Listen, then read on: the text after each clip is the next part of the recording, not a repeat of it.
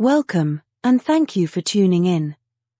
If you enjoy this video, we invite those of you who haven't yet done so, to like, comment, share, subscribe, and click the notification icon, to be notified when the next one is uploaded. We appreciate all comments, whether positive or negative, because it is very important to ventilate both sides of any issue. All we ask is that you observe the YouTube community guidelines. We'd like to urge those of you who haven't yet done so, to sign our online petition for an inquiry into the BBC and Channel 4's coverage of Lewis Hamilton and Abu Dhabi. A link has been provided in the description. If you are on X, then please repost our tweet. Thank you. Doris and Sir Lewis made their way into Formula One via the McLaren Youth Driver Program, and have only ever been powered by Mercedes, so it is possible to see why she is the current face of Liberty Media and Formula One's long-standing efforts to expose the myth of Sir Lewis and confirm the legend of Max Verstappen. She joined the McLaren Youth Program at 17, while the GOAT joined at 13.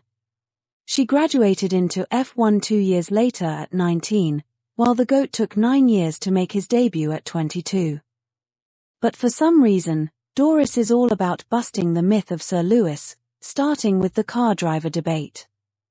Despite the fact that there are 2 drivers in every team, and the first challenge is to win the intra-team battle, her well-ventilated opinion is that the GOAT was just lucky to be driving a dominant car, in which any driver would be winning titles.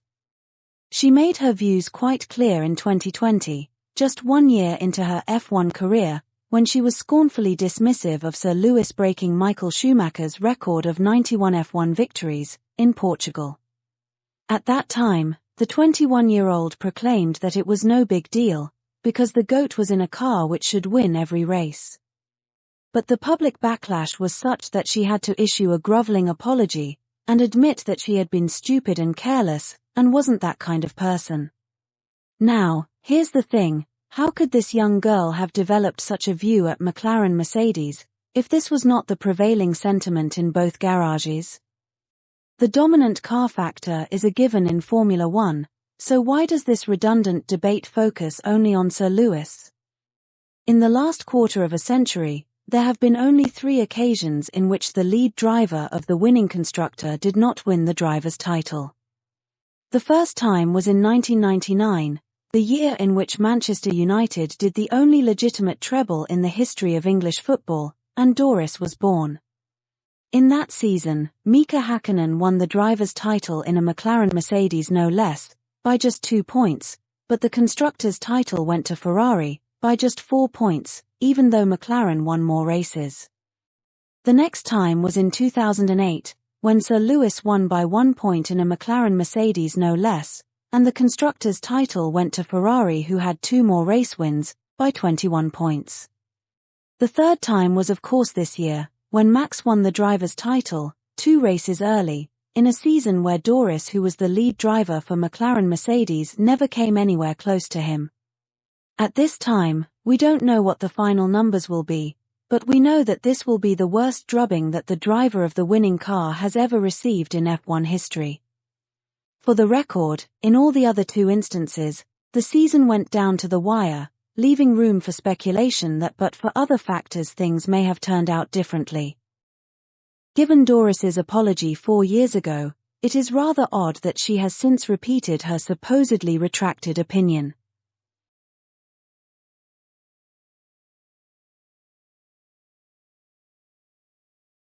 Now, does this mean her 2020 apology was insincere, and she is that kind of person?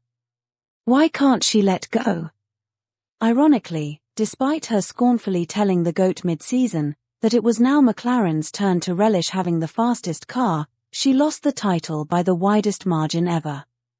So, guess that takes care of the myth about Sir Lewis winning just because he had the fastest car.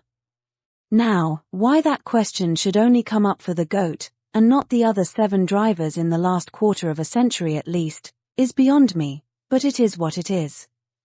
We move on to the matter of Doris confirming Verstappen's legend. She is clearly the gift that keeps on giving as far as Liberty Media and Formula One are concerned. They have long wanted to be able to launder Verstappen's credentials, and she has always done what she can in this regard. As earlier advised, she is always quick to undermine Sir Lewis's legacy, and equally quick to shine Verstappen's behind. It is no surprise to find that she and McLaren were in the front line of Marcy and Liberty Media's effort to gaslight Abu Dhabi. And now, she has just presented them with another opportunity to launder one more title. It is of particular interest that McLaren were openly engaged in laundering the title stolen from a Mercedes driver while Mercedes were their engine suppliers. Can't help but wonder why they were pretty confident that they would not be upsetting their supplier in the process. Anyway, let us move on. Let us set aside the budget cap-busting 2022 and 2023 seasons, and the multitude of Red Bull-biased FIA rulings, including let them race when Verstappen is knocking other drivers off the track, or how much of a tyre has to cross the exit lane white lines, and move straight to this season.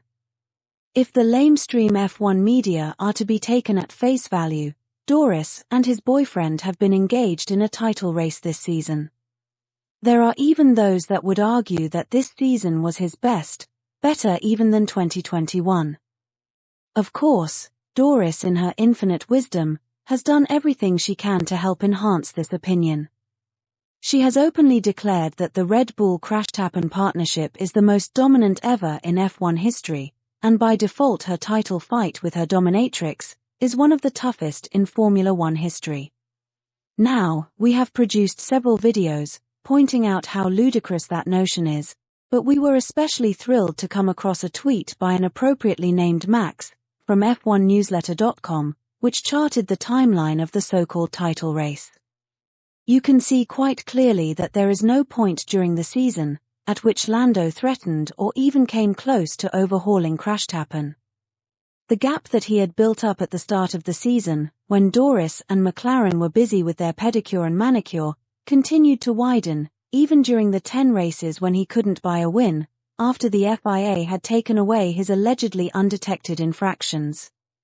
Even when they relegated him to the back of the grid in the 11th race, he was still able to overcome Doris to take his first victory in 11 races. So, what title race have the lamestream media been selling?